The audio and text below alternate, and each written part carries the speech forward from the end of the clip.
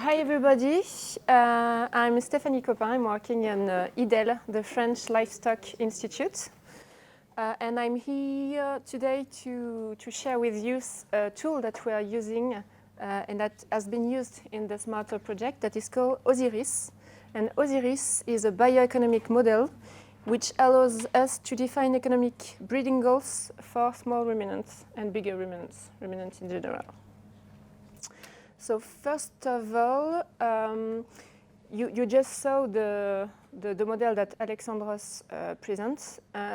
OSIRIS doesn't function, doesn't have the same goal as the one that Alexandros presented, because OSIRIS is not a model that will allow you to optimize the technical practices and to optimize the way the farm is functioning.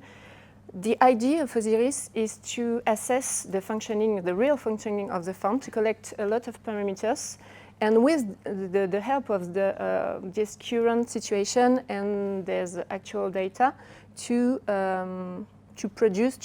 estimate the breeding goals that can be assessed for the breed, for a special breed.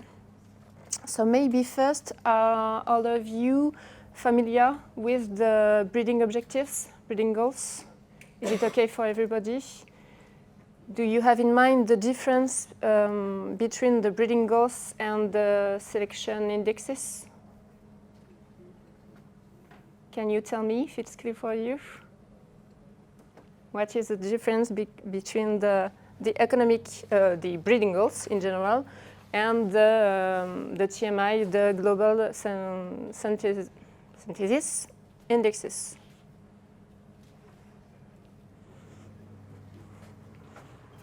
Maybe I can bring, you have, no.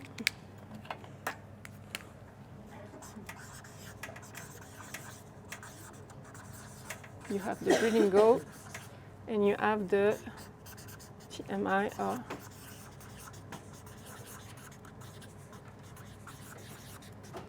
what's the difference? So if the second one is the selection index, yeah, and TMI, yeah, what is? It's total merit index. So in fact, this one is the practical tool that you are used to measure. Practical tool that is used to measure to estimate the genetic values for the traits that you will be using to select animals. That is linked to the indexes, and the breeding goal is in fact the real genetic values.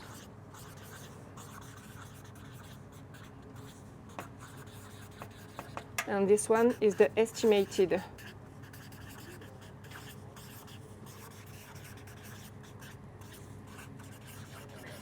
Because we'd like to know this one, but we cannot measure it.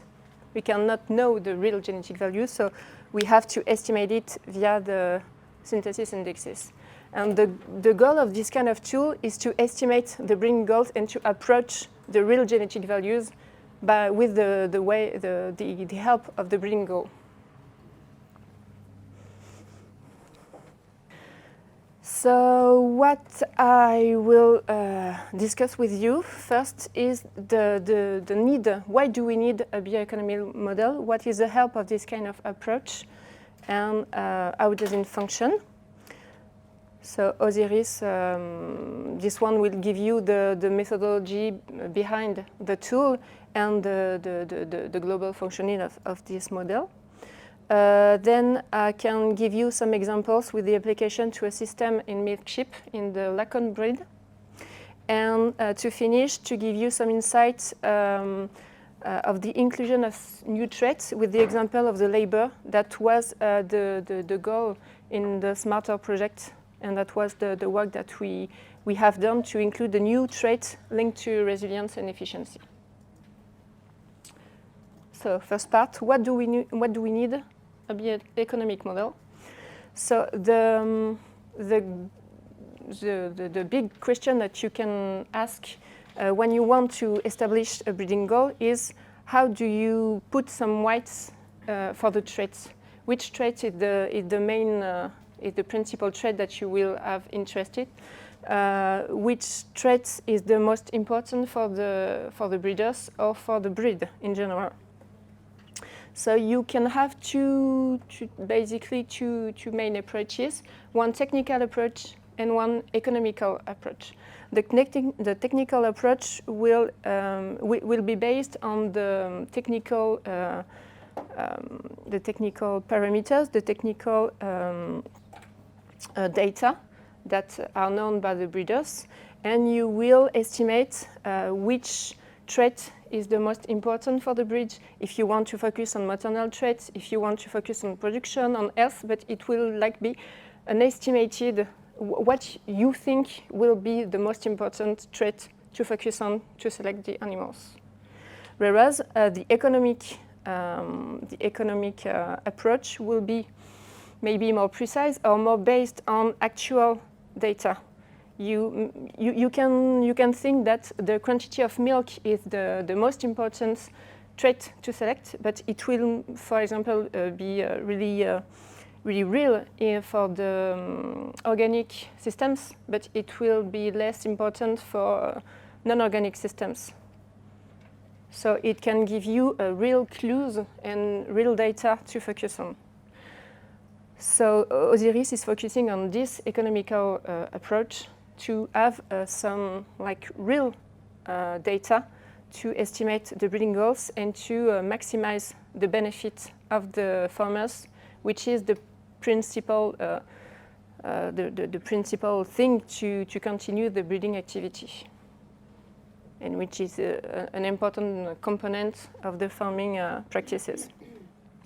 So the first thing in this kind of model, just like Alexandros said previously, the biggest issue is to collect all the data.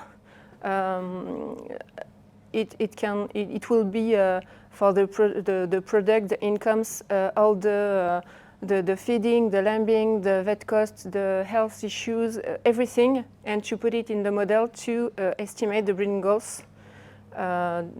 This is the kind of representation you will have at the end with the parts of for example, the maternal trait, the milk production, and other traits, and which will lead you to have to estimate the global breeding goals. So we need a lot of field data for this kind of economic studies. There were 4 big reasons behind the OSIRIS project. One of them was to have more regularity in the definition of the breeding goals, to be able to update breeding goals regularly. It means like every 10 years, or I don't know, we have to see with the breeds, but it's a complex approach, a complex model, and it's not easy for the breed to estimate it regularly, but it's important for them to see how the selection is progressing and to be in equation with the global context. For example, in 10 years, the representation of the systems in the country or in the breed can change.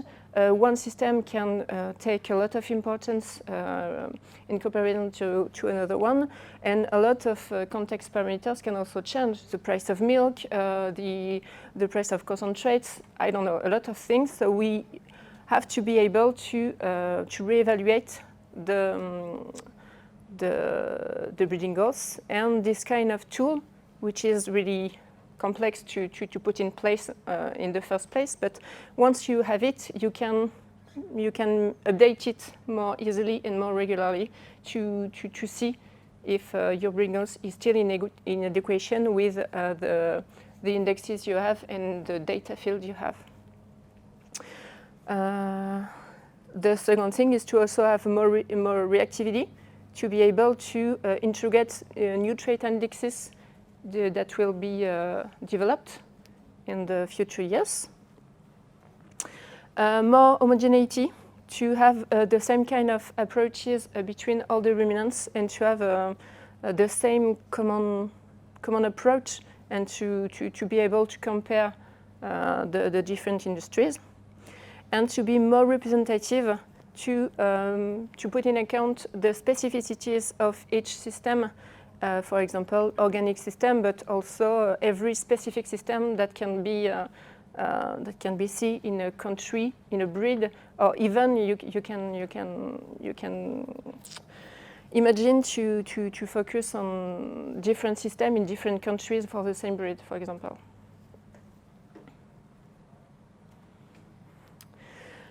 So OSIRIS has been realized thanks to a project that has been done between 2012 and 2014. And it concerns 5 industries: dairy, meat, sheep, dairy and meat cow, and dairy goat.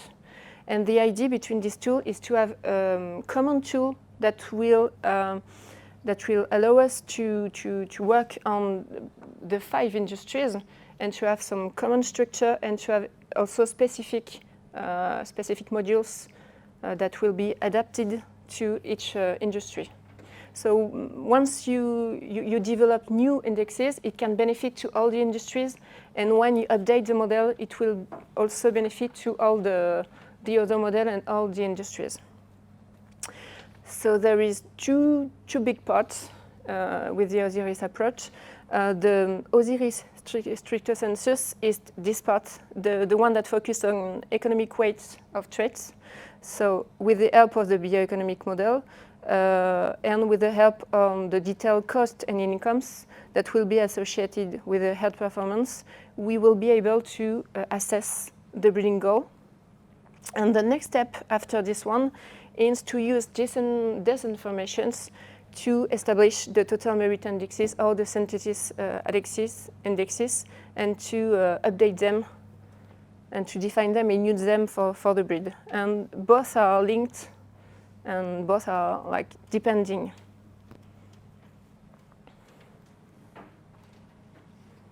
So here you have the big process of this kind of approach.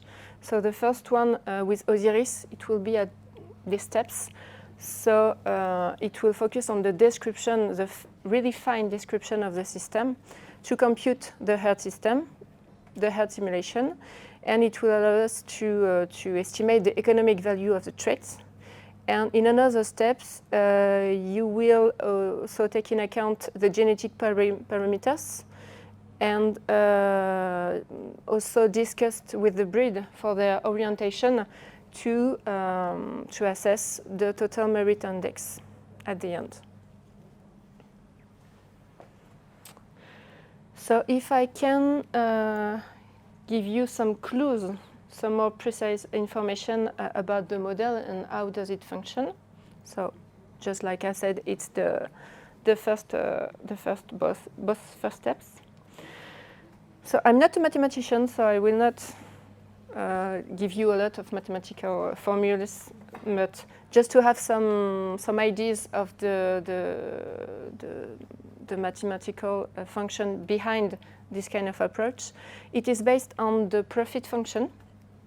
So you all know that the herd profit is expressed as the sum, so the difference between all the incomes and the expenses of the farm.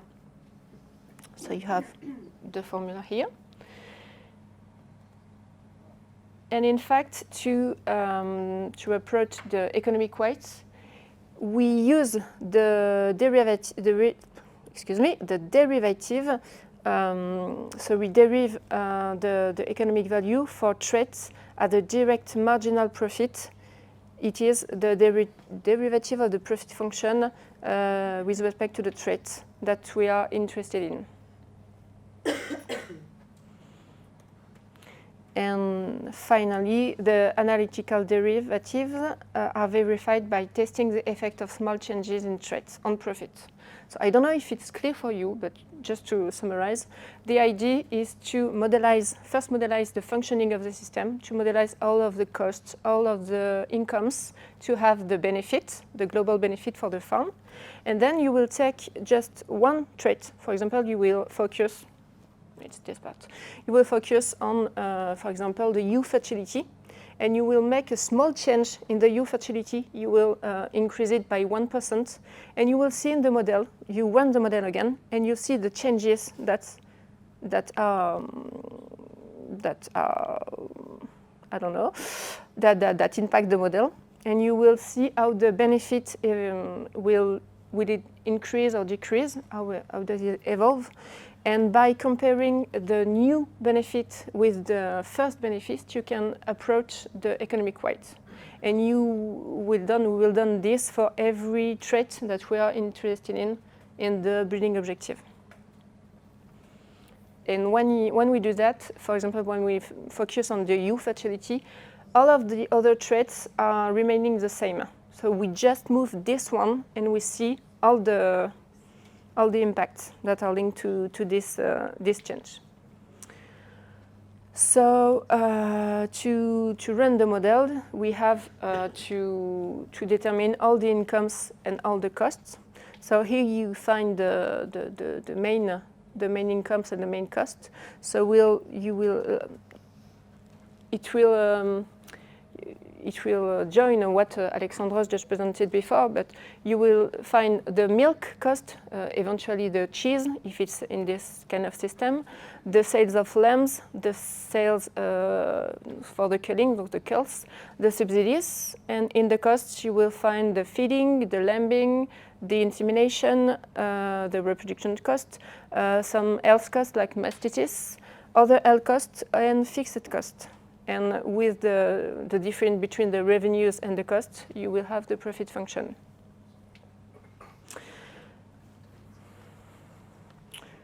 So just to give you an example with the youth fertility, so if we focus on this trait and we try to increase it by 1%, what we see is that with the increase in the youth fertility, the revenues from lambs and from milk are increasing.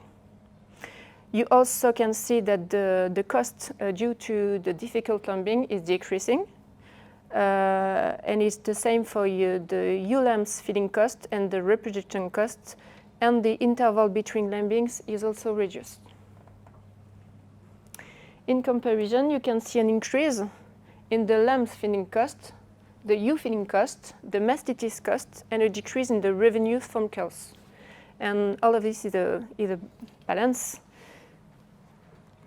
So just for the global architecture of the modelization, there is a decrease in the cows, a decrease in the replacement ewes, and an increase for the number of multiparous ewes, and a decrease in the primiparous ewes. And all of these, when you compare the incomes and the costs, you have a benefit, a positive benefit of plus 1.55 euros. It's small figures, small shift, small calcul, small data, because you just do a very little increase or decrease in the trait.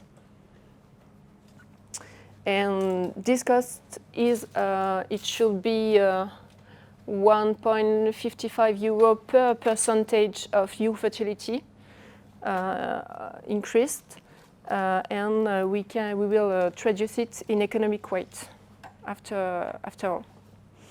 So the first approach with OSIRIS will give you the economic weight in physical unit cost, and we will transform it to be able to compare all the traits. We will standardize it with the standard deviation, genetic standard deviation, to be able to compare of the traits. So the global architecture, I will not be able to show you the model because it's really huge. We have like 380 parameters that can be completed. You will not have to complete all the parameters because OSIRIS is able to we can use OSIRIS for all the 5 ruminant industries, and each industry doesn't need all the parameters, but you still have to give a lot of parameters in the for the model, and it is very detailed. You have to detail it for the primiparous, for the multiparous, for the ewe lambs, and for example, for the reproduction, if you have different group of ewes, for the first group, the second group, the third group.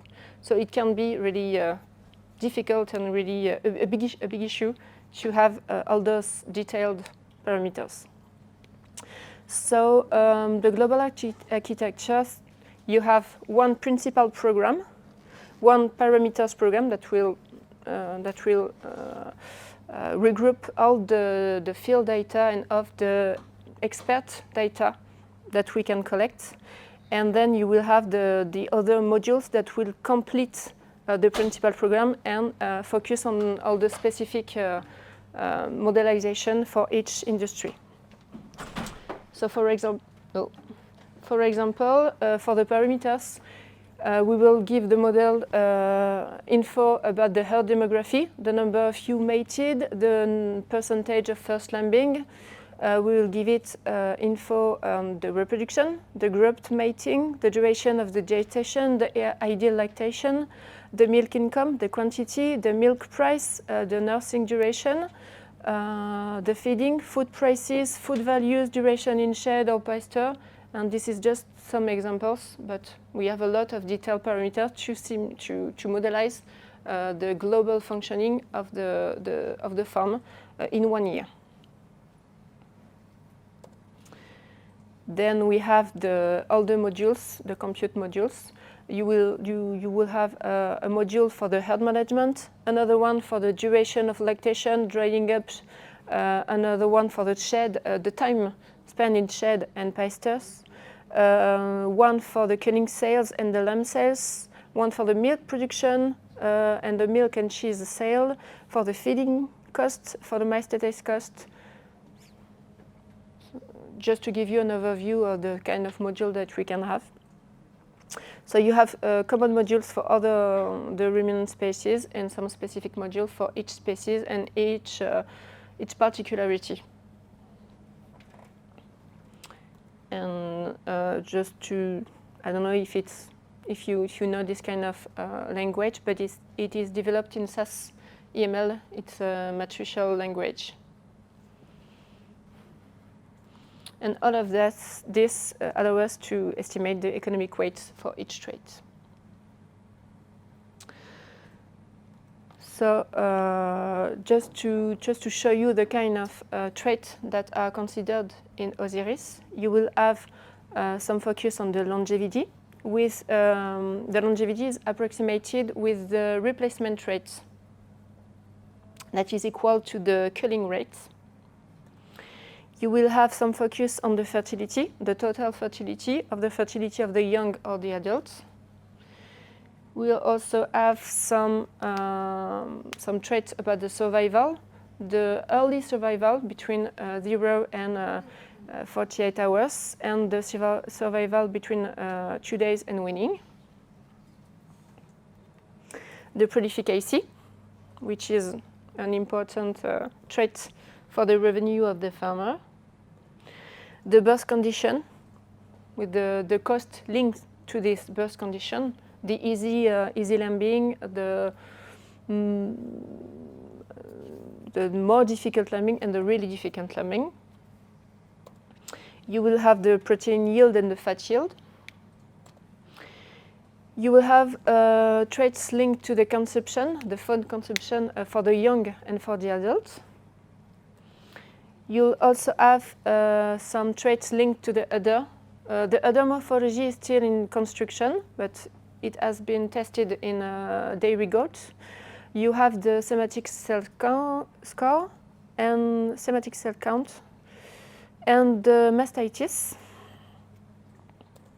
You also have the setting age of the lamb and the setting weight. All of the traits linked to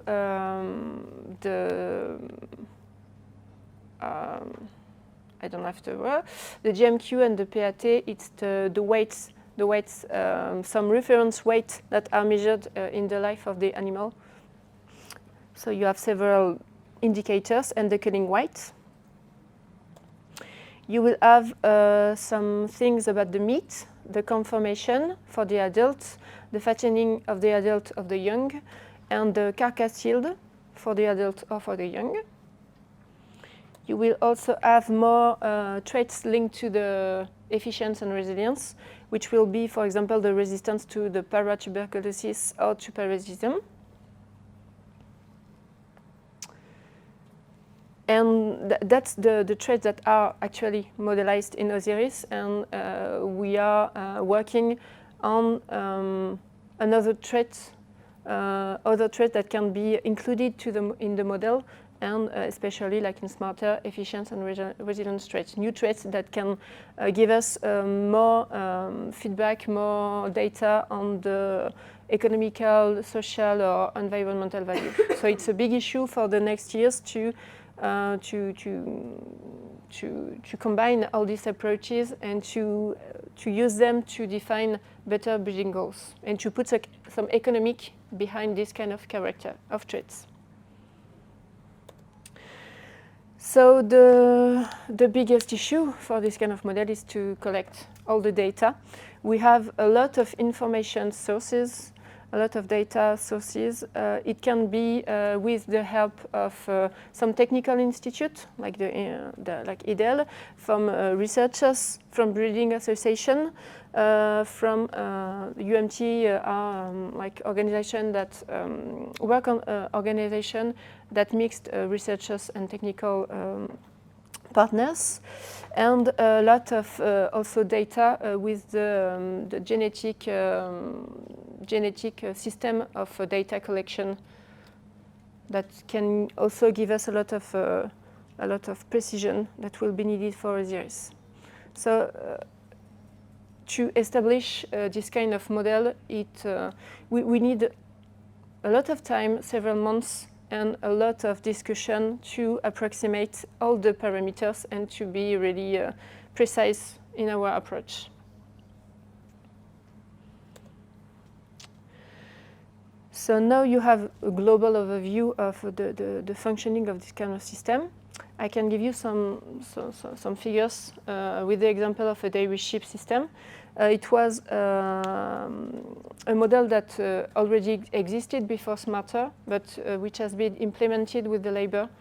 And it was defined by a colleague of mine in dairy sheep system in the Lacan breed. So its little name is ROC01. It's a system that is located in the region, the Occitanie region. You can see the geographical area. It is a mountain area favorable to grass growth in springs. And you have like the particularities of a forage system with 100% grass, 110 days in shade. The feeding is based on ventilated alfalfa and dactyl hay, ryegrass hay, and natural grassland dry on the ground. And for the concentrate feed, you have barley, self-produced, and meal. And if I do that, here you have the kind of data that we can use that can help us to this kind of modelization. That is, maybe I can some technical recording that is done by technical partners. It is called the réseau d'élevage. And the objective of this kind of approach is to collect all the parameters linked to the functioning of the system, the reproductive system, the feeding, all the crops, all the functioning of the system and all the economics behind. And it is really precious for us because it gives us a lot of clue about the functioning of the system, and we can use a lot of data in OSIRIS first, and after we can see with the breeding organization and all the partners to complete this kind of information. So for example, you have the global functioning of the system, and you will find data on the surfaces, the fodder surfaces, on the crop surfaces. You will have the forage, the quantity. You will have, so it's for the crop, you will have the functioning of the herd with the number of ewes, the number of milk, all the results for the reproduction, the mortality, the number of days of milking, the category of sales for the animals, the price of the sales, the evolution of the milk and of the yield, the fat yield and the protein yield. You will also have detail about the feeding cost, detail about the feeding autonomy, and also an economic approach that will be used to compare the result of the model and to see if we are in adequation with the figures that were recorded in the farm. Sorry. So just to give you an example of the kind of approach that will be beneficial to us. Oh, and my presentation has disappeared. Okay.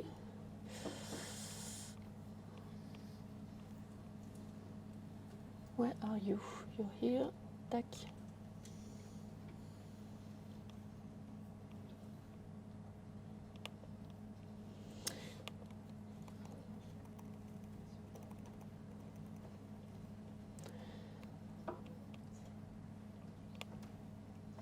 Okay, so with the modeling, at the end, we can assess that we have, for example, more than 300 ewes that were bred and 357 ewes that really have lambed with the number of premium pairs. And then you have the detail of the milk and the meat production with 353 ewes milked. And the total production of milk in liter of milk produced, the number of liter produced per ewe, and the number of days of milking. And for the meat, the number of ewes that have been born, the number of ewes that are reared, 542, the number of lambs sold, the dead lambs, the culled ewes, and the number of ewe lambs, 100 for the replacement, and the replacement rate, that is 27%. OSIRIS allows us also to model the age pyramid of the system with the number of lactation and the average longevity of this system, which is almost 4 years. And then we have the incomes and the costs and the representation of each part in the global incomes or the global costs. For example, for this one, the global incomes were 128,000 euros compared to the study case, who was 125, so it's not a big difference. The cullings represent 4% of the incomes, the lamb sales almost 20%, and the milk, the biggest part, with 77%. And you have the same for the cost, with the feeding cost and the other cost. And feeding costs are the most important cost in the global cost, with 64% of the total cost. And the benefit, that is 9,400 euros compared to the study case, which were 95,000 euros. So it's not bad, and we can assess that the model is not really different, or it takes in account a lot of parameters, and it's not so bad compared to the real study case and the real figures.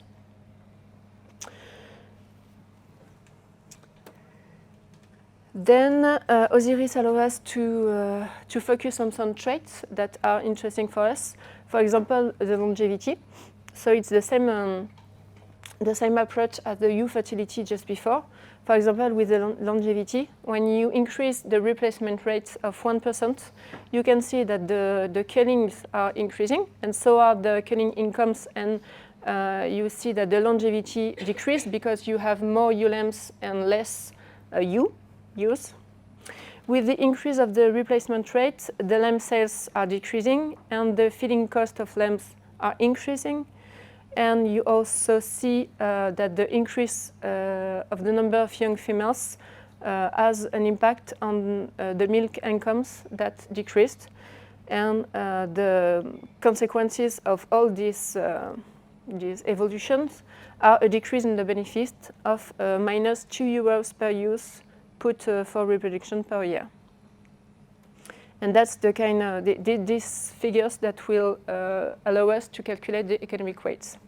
And we can have the same reflection for all the traits, for the milk quantity, for example. And we can see that the benefit is similar to the first model where when there is no variation in a trait. You can do the same approach for the fat yield and the protein yield. So you see that for both traits, we have an increase when you increase the production of fat or protein. You have an increase in benefit, plus €6 per ewe per year. And for the Sematil scores count, there is no real difference between when you increase the point of scores count and the basic case.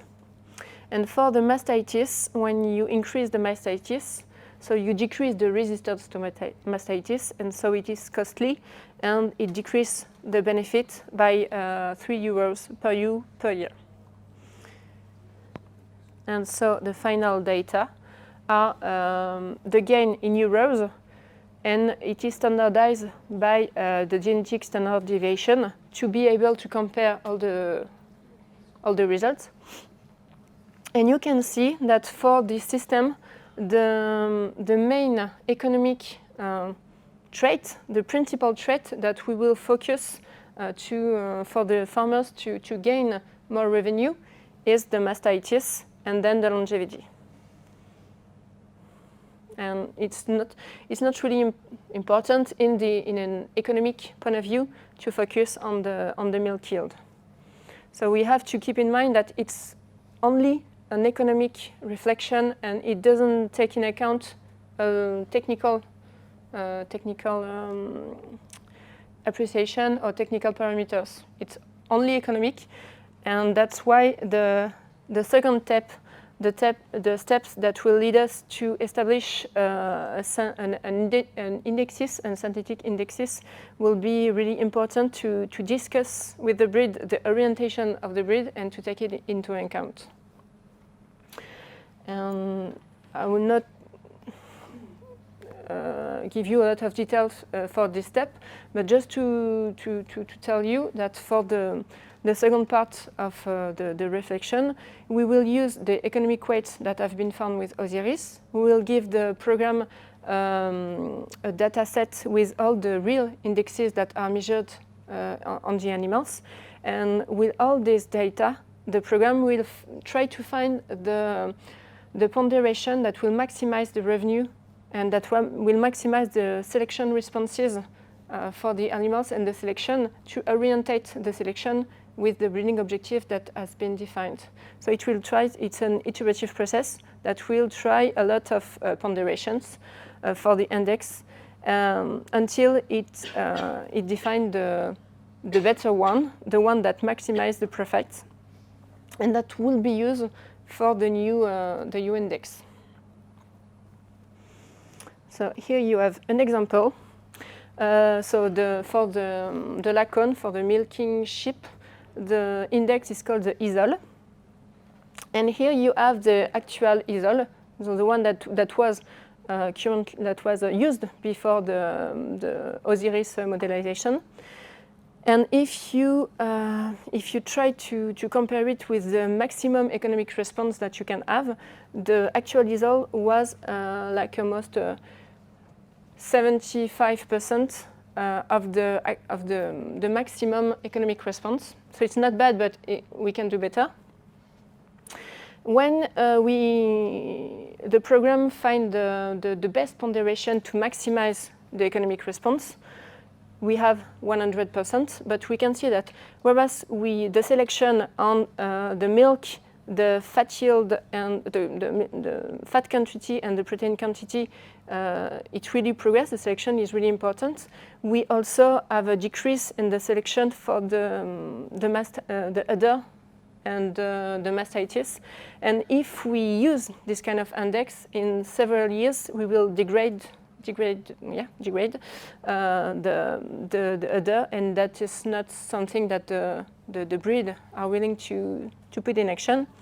So we have another step where we put some constraints and we ask the program to find the best ponderation, but with taking into account that we do not wish to degrade the selection of any index. So with a minimal selection response for at least the other traits, we achieve an economic response, which is 95% of the maximal economic response, and that's something that is really good because it's not the perfect responses, but it's still a lot of a big percentage of the economic response. So with this kind of ponderation for the synthesis indexes, you have something that will allow you to select animals according to the breeding goals that has been defined with the actual data of the system, and also that will help you to select efficiently the indexes that are currently used, and also to maximize the benefit of the farm. So that's the kind of approach that we can do for a system. And what is also done in some breed that are a lot of different systems, you can do an OSIRIS model for each system and put it together by ponderating it to have some breeding goals that is representative of the breed. Because we do not want one breeding objective for the organic farmers, one breeding objective for the extensive farmers, one breeding objective for the intensive. We try to have only one breeding objective for the globality of the breed, and after the farmers can have some choices in the TMI that will be used, because you can also find a lot of variation in the synthesis indexes at the end, but globally all of them will lead you in the same direction. And to give you some concrete indication with a lot of the use of this kind of model that has been done in Smarter. So the idea for Smarter was to put some economic, some societal, some environmental approaches in with how can I say that? For some traits that are difficult to assess, we have a lot of difficulty to put some euros between some societal, some environmental traits. The idea was to integrate them in breeding objective, or to be able to transform it into more economic values. So the idea in Smarter was to estimate the economics of the labor use for some air resistance and efficiency traits by integrating them in OSIRIS. Because for the moment, OSIRIS doesn't include any data on labor. So we focused on the resistance and efficiency traits that were studied in other work packages with Alexandros, with the first work packages, and also the work that Claire will present you this afternoon. And we choose not to integrate labor as a trait. It has already been done in dairy cow. They choose to integrate a new trait that represents labor with the milking speed. And they try to put some economic weight for the milking speed. But we did not choose to do the same in the dairy sheep, because of technical issues, because the functioning of the milking of the sheep and the milking of the cow is totally different, and the milk speed cannot be assessed the same way in both species, and also because the result of the economic weight of the milking speed was that it was really like really small, and it was not representative. So we decided to try to include labor linked to all the other traits that are considered in the model, and to have a breeding goal without labor and a breeding goal with labor in it, and to see if we can see a lot of differences. So we choose to focus, like I said, on traits already used in the choice modeling survey or in the previous work packages. We also choose traits that are labor related, because the big issue here is to be able to link the labor and to detail all the labor that is needed to detail these traits. And we choose to focus on parasitism, mastitis, food efficiency, prolificacy, longevity, and milk quantity. So you have the definition of every trait just underneath. And to give you a little more of detail, for the parasitism, the labor was linked to the number of treatments per year, the treatment time, the time needed for the material preparation, and the grouping of animals. For the mastitis, the labor was linked to the monitoring and the treatment times. For the food efficiency, it was the time to produce the feed and the time to feed the animals. For the prolificacy, it was the time of assistance with the ewe lambing, the time of management of the litters, and the lamb monitoring. For the longevity, it's the time to raise ewe lambs for the feeding, the supervision, etc. And for the milk quantity, is the milking time in the globality. It comes from the preparation to the cleaning, the moving of animals, etc. And so what has been done, for example, with the prolificacy. So the trait prolificacy and the labor linked to the prolificacy has been detailed in a lot of actual tasks. So we defined that there was a time spent for the difficult or medium lambing, that is really demanding in time. Time linked to the proportion of this difficult lambing. Time for the managing of the lamb every day, the number of days of managing this lamb, the watch time, the number of days to watch the lambs, the number of days to take care of the lambs with the postnatal care, and the total number of lambing in the herd. And with all these elements, we established some equations that you can see. It's not really complicated equations. It's a linear function of all this time and of here you have all the time that were recorded thanks to the breeding organization and that were included in OSIRIS. So the big part of this work was to collect, once again, all this data about the time in this system and to integrate the equation in OSIRIS linked to all of the traits that are already modeled. One of the big issues that we also encountered was that it is difficult to have all the detailed time all the detailed component of the labor. We do not have like 100% of the labor realized by the farmers, and we can't really say that in 1 day, on 1 month, on 1 year, you have like this number of days for the care of the lambs, this number of days for the feeding, this number of days for the treatments. It's really difficult to approach everything, and we would need to do a lot of surveys, specific surveys, while when we will ask the farmers a very detailed numbers about how he's managing his herd and the number of minutes and of hours he's spending on every task. And we do not have this kind of information, and we will need several months to have this kind of information and to put it in the model.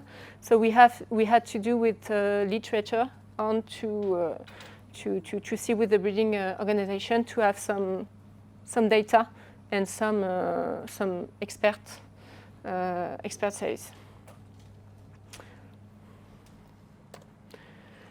So we can see, for example, that the 6 traits explained like almost 80% of the annual labor, but we do not have 100% of the annual labor because, just as I have explained, we do not have all the detail of the repetition of the labor in the year. We can see that the feeding is very time-consuming. It's not surprising, with almost 50%. And then we have the milking, the lambs and lambing management, the ewe lambs rearing, and the mastitis management. And the parasitism is really a few hours. Then I will not spend a lot of time in this kind of results, but you have the labor requirement in blue before the evolution of the trait, and after, once it's included in OSIRIS with the help of the equation, you make the little increase with 1 + 1% of the replacement rate, and you see what the impacts are on the labor requirement. And for example, for the longevity, when you increase the herd longevity by 1%, you can see that it's labor demanding, and the increase in labor is plus 6.5 hours. And we did that for all of the 6 traits that we were interested in to assess if the labor requirements were really increasing or if it was a slight increase. So we see that for the prolificacy, there is also an increase, but it's less. It's really less. It's plus 48 minutes of labor. We did the same for the resistance to parasitism. So when we increase the resistance, we decrease the number of mastitis. So we decrease also the number of treatments, and also we decrease the labor requirements by -1 minute per ewe. So it's not much, but we have to see it at the scale of the herd with all the 100 ewes. For the feed efficiency, when we increase the feed efficiency, we decrease the labor requirement by almost 2 hours. And it's this one is for the subclinical mastitis and the clinical mastitis. But it's tricky because this one is increasing the resistance and this one is decreasing the resistance. I could have switched it both, but we see that when we increase the resistance, we also have less labor requirement, minus 40 minutes approximately.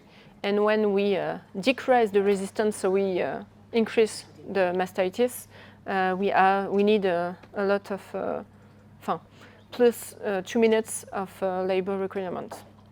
So these results are not surprising. The increase or the decrease could be imagined at the beginning of the years, but we have some estimation with in terms of time of hours or minutes. And the global result is that, in fact, when you take in account the labor, actually, with the data that we have already, when you focus on the breeding goal with or without labor, in blue it's without labor and in orange with labor, in fact there is no big differences. And the economic weights are slightly increasing or decreasing, but globally it still remains the same. The differences are not quite huge enough to cause a big difference. And so here you have the view in Camembert, and you see that there is not a lot of changes. What is good for us is that even if we do not include labor in the breeding goal, it still seems to be adequate, and all the traits are not re-ranked, and the breeding goal is not totally changed by the include of the labor. But it also tells us that if we want to include this kind of traits in the future, we need very detailed information, and we need to focus more on the labor and the link between the labor and the traits.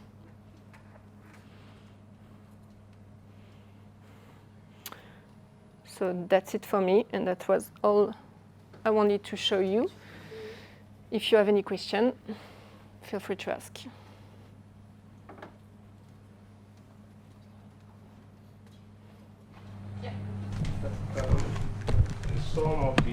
Let me appreciate you for the beautiful slides. They are colorful and one of the best that I've seen. Well done, ma. The question is, some of the slides don't have the meaning of the key to the abbreviation. So it's kind of not be very easy for independent studying. I don't know.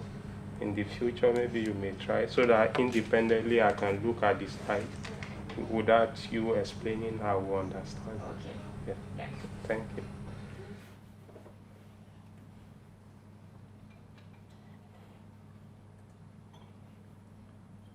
Everyone is hungry. Nobody has question for me. Great. So I think that's it. Maybe. That's it.